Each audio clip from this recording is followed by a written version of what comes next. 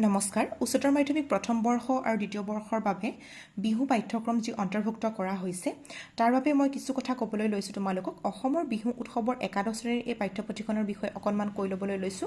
এই পাঠ্যপুথিখনত থকা যিবোৰ চেপ্টাৰ আছে চেপ্টাৰবোৰ খুব ধুনীয়াকৈ বিস্তৃত ৰূপত বিহুৰ পাঠ্যক্ৰমটো বৰ্ণনা কৰি থোৱা আছে প্ৰথম অধ্যায়ত বিহুৰ উৎপত্তি আৰু ক্ৰমবিকাশৰ বিষয়ে আছে দ্বিতীয় অধ্যায়ত বিহু নামৰ শ্ৰেণী বিভাজন আৰু বৈশিষ্ট্য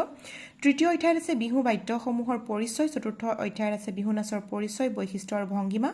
পঞ্চম অধ্যায়ত আছে বিহুৱা বিহুৱতীৰ সাজপাৰ আৰু আলংকাৰ ষষ্ঠ অধ্যায়ত আছে অসমৰ জনগোষ্ঠীৰ বিহু নাচৰ পৰিচয় মিচিং জনগোষ্ঠীৰ বিহু আলি আই লৃগাং উৎসৱ বড়ো জনগোষ্ঠীৰ বিহু বৈশাগু দেউৰী জনগোষ্ঠীৰ বিহু বিচু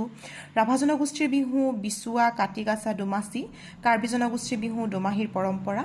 এই পাঠ্যপুথিখনত থকা বিষয়সমূহ মই তোমালোকক কোৱাৰ লগতে ইয়াৰ প্ৰশ্নোত্তৰসমূহ তোমালোকৰ ওচৰলৈ লৈ আহিম গতিকে তোমালোকে আমাৰ এই চেনেলটোত বিভিন্ন ধৰণৰ ভিডিঅ' পাই থাকিবলৈ সাবস্ক্ৰাইব কৰি ল'ব পাৰা থ্যাংক ইউ